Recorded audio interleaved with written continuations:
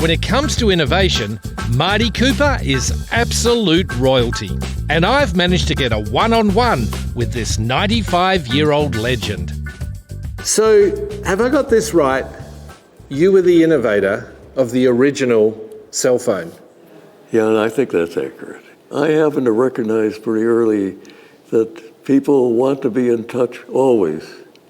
The time that I had these ideas, in order to communicate with somebody else, you had to have a wire connected to something. Yeah. Well, we were in the two-way radio business, and we discovered that when people could communicate while they're traveling and moving around, they're much more productive. People are mobile. They're fundamentally, naturally mobile. Yeah. You just have to look around you. You see, nobody is where they want to be. Everybody's going somewhere else. And then along comes the Bell system and says, we got this new idea.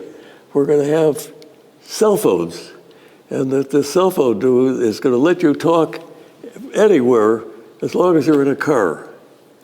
And I thought, that is ridiculous. We already proved that what people want is the ability to communicate full time, always. Yeah, because if it's just in your car, that's just like a glorified phone box. You're still going to a place. Very well put. Well, the Bell system didn't think that was the case. They hired a consultant, a major consulting firm, and asked them, what's the market for these cell phones that we have created? And the determination was that ultimately, the long range, there would be 1 million mobile telephones in the world because they were big, heavy, they only worked in cars, and of course they were right. Ultimately, there were only 1 million car telephones ever built. And the other thing they said, Mike, was that there aren't very many people going to want these mobile phones, so we want a monopoly because it's not a business enough to support more than one company. Oh my God. And in fact, what they wanted to do is take over the business of my company, Motorola, who were making two-way radios. They were a monopoly at that time. If you wanted a telephone, not only could you not get it from anybody else, you couldn't buy one. You had to rent it. And they were arrogant. How did you do this? What year are we talking? We're talking about 1970. No digital cameras. The internet had not been invented. Yeah. That first phone that we built, we actually built two of them.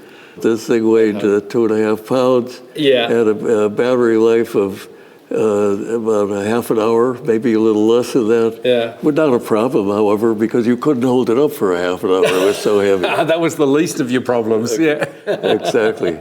So you were the first guy in New York to make a mobile phone call. It was the first public call. Tell me, on that day in April 1973, who did you call first? It occurred to me that I was going to call my counterpart in the Bell system. The guy who ran the Bell system cell phone program. His name was Dr. Joel Engel. Yeah. I was aware of him and we had met. So I reached in my pocket and pulled out my phone book. So it tells you what primitive times there were. There was my list of people and their phone numbers. And I called his number and I said, Joel, it's Marty Cooper. Yeah. He says, hi, Marty. I said, I'm calling you on a mobile telephone, but a personal, handheld, portable mobile telephone. I'm not averse to a little exaggeration. And I'm calling you from downtown Manhattan. We had a brief conversation. Joel claims he never remembered the call. He doesn't dispute that we had it, but for some reason he forgot it. He's conveniently forgot all about it. Yeah. So that was the beginning. This was in New York. The real purpose of our demonstration, that was for publicity. I mean, could have you ever imagined that the mobile phone would end up like this, with all the functions that it has today? No, well, one thing we knew was that everybody would have one. As you know now, there are more handheld phones in the world than there are people. Yeah. And the number is increasing all the time, and the functionality of these phones is increasing. The fact that we could build something where you could make a phone call and call any place in the world we thought was an achievement in itself. And Yes, I mean, that was a giant step forward. having an idea is very easy. Putting together teams of brilliant people that can execute the idea is a whole different story, and we were very fortunate because we not only had to design the phone, but the system that made the phone work, the politics, the Federal Communications Commission, the law, the issue of where do you find the real estate to put together thousands of cell sites. So this was a huge design problem. Yeah. So, Marty, do you think we're better off or worse off with these phones? What do you think, Mike? It makes us more productive. People are healthier. Think about how many people's lives have been saved by being able to call for help when you're in trouble. Yeah. If you want to know how important the cell phone is to you, just let me take that away. You don't need it.